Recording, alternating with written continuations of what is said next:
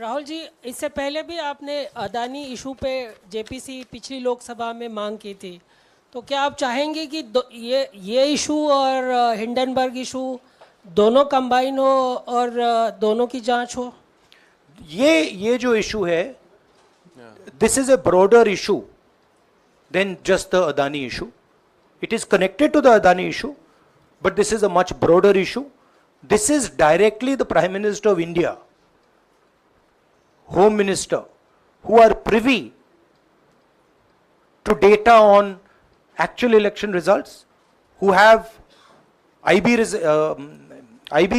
reports, who have their own data, who are advising retail investors to buy stock on the floor. This has never happened before. And by the way, the Prime Minister has never commented on stock market before this.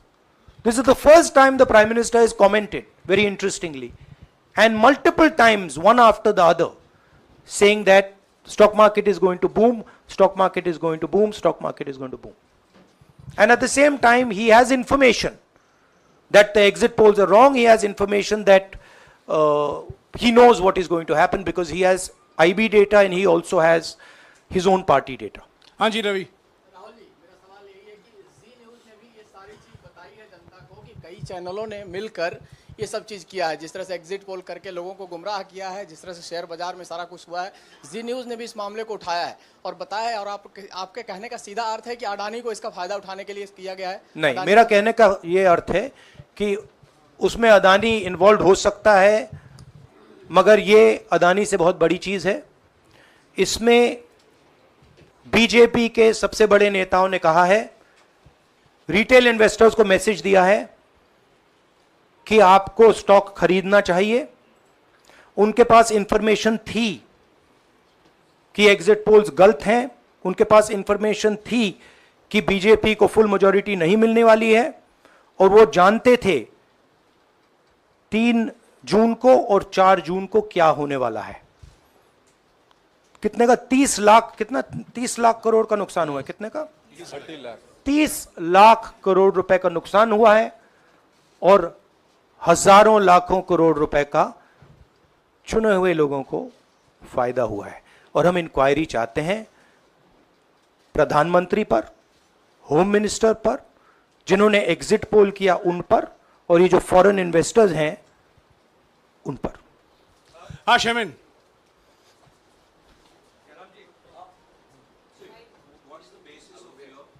बहुत दूर है। 30 lakh crore loss of asset. How did you arrive at that figure? Do you want to explain? This is based on the value, market value of all the companies the day before the results came, and the market value of the stock market of all the companies at the end of the day on results. हाँ संजीव, एक minute Sanjeev. Rahul ji, you've talked about, are you alleging the involvement of the Prime Minister and the Home Minister? Yes. And whose money is it? Yes, Are you that, saying that it is what I their am money? saying.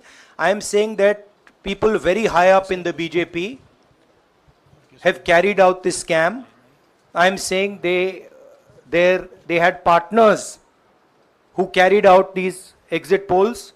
We would like to know if these exit polls were actually carried out, if people were actually sent out, and we'd also like to know the methodology of these polls. We'd like to understand who these investors are. We have some sense of who these investors are. So we are not just speaking out of the air. We are confident that if an investigation is done, interesting things will be revealed. And we think the Prime Minister and Home Minister are directly involved in this. हाँ Siddharth. Companies की भी आपको लगता है जांच होनी चाहिए जिनके शेयर बहुत अप गए, जिनके सबसे ज्यादा शेयर खरीदे गए और जिनके शेयर उसके बाद में बेचे भी गए, तो उन कंपनीज का भी को भी इस दायरे में आना चाहिए, आपको लगता है? हमारा कहना है कि यहाँ पे बड़ा क्लियर है कि स्कैम हुआ है। प्रधानमंत्री ने डायरेक्टली कहा है, होम मिनिस्टर ने डायरेक्टली कहा है, इंडिकेट किया है जनता को कि स्टॉक मार्केट ऊपर जाएगी। होम मिनिस्टर ने तो साफ कह दिया कि खरीदना चाहिए। और जब प्राइम मिनिस्टर और होम मिनिस्टर और फाइनेंस मिनिस्टर ऐसी बात करते हैं तो उसका रिएक्शन आता है, लोग उसको बिलीव करते हैं। तो बिल्कुल क्लियर है कि इन तीन लोगों ने कहा है, यह भी क्लियर है कि इनको मालूम था कि रिजल्ट 400 का नहीं है, 300 का भी नहीं है। तो यह हम पता लगाना चाहते हैं, उसमें आप जो कह रहे हो वो भी शामिल है। राहुल जी, ब्रह्म प्रकाश दुबे, इंडिया डेली लाइफ से। मेरा सवाल यह है कि जो आपने बताया है इतना बड़ा स्कैम है, पहले भी आपने कई मामले उठाए हैं, जेपीसी की मांग पहले नहीं मांगी गई है, तो क्या आपने कहा ये आपराधिक मामला है, क्या कोर्ट में जाएंगे या पुलिस में शिकायत दर्ज करेंगे, क्योंकि आप कह रहे हैं बहुत बड़ा घोटाला है ये? नहीं भैया, मैंने अभी आपको शिकायत दर्ज करेंगे क्योंकि आप कह रहे हैं बहुत बड़ा घोटाला है ये? नहीं भैया, मैंने अभी आपको बोला हम जेपीसी डिमांड कर रहे हैं, इन्वेस्टिगेशन डिमांड अगर कर रहे नहीं हैं। मांगते तो पुलिस में, कोर्ट में जाएंगे? जो भी करना है करेंगे, बट हम आपको ये इंफॉर्मेशन दे रहे हैं कि ये जो हुआ है ये नॉर्मल चीज नहीं है। इसमें प्रधानमंत्री ने इंडिकेशन दिया है, होम मिनिस्टर ने इंडिकेशन दिया है, फाइनेंस मिनिस्टर ने इंडिकेशन दिया है, अदानी जी के चैनल्स के थ्रू इंटरव्यूज किए हैं, और फाइनली लोगों ने इन्वेस्ट किया है, लोगों ने फाइनेंशियल एक्शन लिया है, कंपनीज ने शेयर खरीदे हैं। इसी विषय पर, एक मिनट, इसी विषय पर, इस स्टॉक मार्केट घोटाले पर ही हम सवाल ले रहे हैं। मौसमी, इसी विषय पर कीजिएगा बस। एक मिनट, आ रहा हूं यार, एक मिनट। राहुल जी, एक करके आ रहा हूं यार। राहुल जी, हम लोग ने पहले भी देखा है कि आप लोग ने कई बारी जब सेशन होता है तो सत्ता पक्ष और विपक्ष आमने सामने होता है, जेपीसी की मांग होती है और सेशन पे सेशन वॉश आउट हो जाते हैं और जनता का पैसा वेस्ट होता है। तो क्या आपको ये तो लगता है बीजेपी की लाइन है। तो क्या नहीं, मतलब जनता का पैसा के सेशन वाटर, आप ऐसी टी शर्ट ले लो ना एक, मुझे मैं आपको दे टी-शर्ट लेने दूंगा, की जरूरत नहीं है। उनका वो सिंबल दे दूंगा आपको, ये राहुल उनकी जी, लाइन है। सवाल आपको पसंद नहीं आए वो अलग बात है, पर आपको किसी नहीं, के सवाल साथ मुझे इस तरह बहुत से- पसंद आ रहा है। इस तरह से उंगली उठाने की जरूरत नहीं है। आप चेक बहुत अच्छा लग रहा है, बोलिए। बीजेपी का बैच पहनने की आप जरूरत सवाल नहीं। पूछे ना, सवाल नहीं, आपको सवाल भी जयराम साहब ये बोलना चाहिए, नहीं, सवाल गलत पूछिए। बात है। सवाल पूछे। मेरा बस ये सवाल था कि जेपीसी की मांग पे कई बारी कामकाज ठप हो जाता है, तो क्या आपको लगता है कोई और भी राह आप लोग सड़क की राह इख्तियार कर सकते हैं, क्योंकि ये आम आदमी का पैसा है? हम जनता को एक रियलिटी बता रहे हैं कि यहाँ पे क्लियरली एक स्कैम हुआ है। यहाँ पे प्राइम मिनिस्टर ने इंडिकेट किया है, यहाँ पे होम मिनिस्टर ने इंडिकेट किया है, यहाँ पे फाइनेंस मिनिस्टर ने इंडिकेट किया है। नॉर्मली बीजेपी की यह पोजीशन होती है कि जब भी हम कोई मुद्दा उठाते हैं तो हम पार्लियामेंट का टाइम वेस्ट कर रहे हैं। वही पोजीशन आपने अपनाई है, इसलिए मैंने आपसे कहा कि देखिए आप बीजेपी की पोजीशन ले रही हैं। रियलिटी, एक सेकंड, रियलिटी ये है कि हम जेपीसी करवाएंगे। अब ऑपोजिशन में बहुत ज्यादा ताकत है, बहुत ज्यादा स्ट्रेंथ है, और पूरा जो पार्लियामेंट की सिचुएशन है वो बदल गई है। हाँ जैनेंद्र, राहुल जी, जेपीसी की मांग जो आपने की है वो तो पार्लियामेंट सेशन में होगी, लेकिन ये जो आम निवेशक हैं देश भर के जिनका 30 लाख करोड़ डूबा है, उनमें कर्नाटक के, तेलंगाना के, हिमाचल के भी लोग होंगे। तीनों राज्यों में आपकी सरकार है, क्या राज्य की जो जांच एजेंसी है उसके जरिए आप जो उन राज्यों के निवेशकों का कम से कम पैसा डूबा है, ये जो आप पूरे नेक्सस की बात आप कर रहे हैं, गुमराह करने की बात कर रहे हैं, क्या वहां से कोई इसके बारे में कार्रवाई की हम उम्मीद कर सकते हैं? सोचा जा सकता है, बट ऐसी चीज के लिए शायद जेपीसी सही औजार होगा। हाँ Ranjita, Last question. Ranjita, okay, Mohit is asked, Ranjita यार आप पूछते रहे। मोहित चलो। आपको ऐसे सर मैं He's upset with me. Sir मैं मोहित आपने चमत्कार किया, पूछ लीजिए। सर मैं मोहित हूँ, न्यूज नेशन से। नहीं, जानता हूँ। सर लगातार पिछले घोटालों में भी आपने जेपीसी की बात की थी, आपने हर जांच की बात की, और ये एक बड़ा घोटाला सामने आया, इसमें भी आप जेपीसी की मांग कर रहे हैं। कितनी उम्मीद है कि लोग जेपीसी की ये लागू करेंगे? आपको क्या लगता है कि ये जेपीसी लागू करने वाले, अगर नहीं करेंगे फिर क्या करेंगे आप लोग?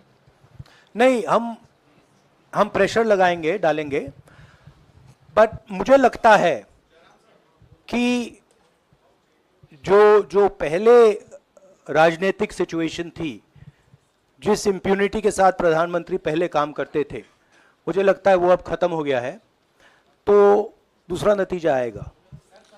राहुल जी ये आखिरी है क्या और दो लेंगे? ये आखिरी है, आखिरी नहीं, आखिरी हो गया, इन्होंने कह दिया आखिरी। ओके रंजीता।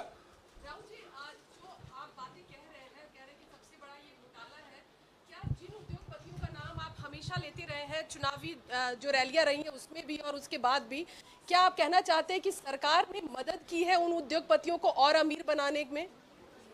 नहीं, मैं कह रहा हूं, मैं सिर्फ सरकार की बात नहीं कर रहा हूं, मैं दो इंडिविजुअल्स की बात कर रहा हूं।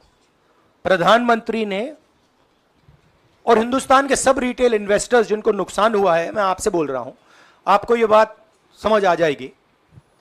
आपका पैसा गया है, आपकी कमाई गई है, आपको नुकसान हुआ है, और इसमें करोड़ों युवा हैं जो ईमानदार हैं।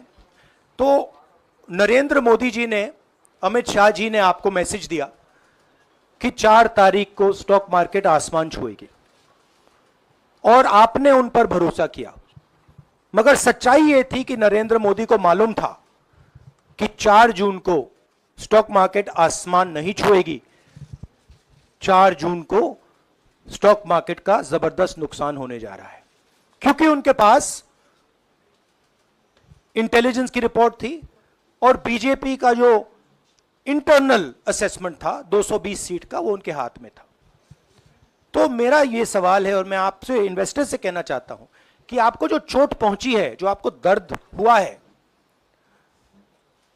वो चोट नरेंद्र मोदी जी और अमित शाह के बयान ने आपको पहुंचाई है। और हजारों करोड़ रुपए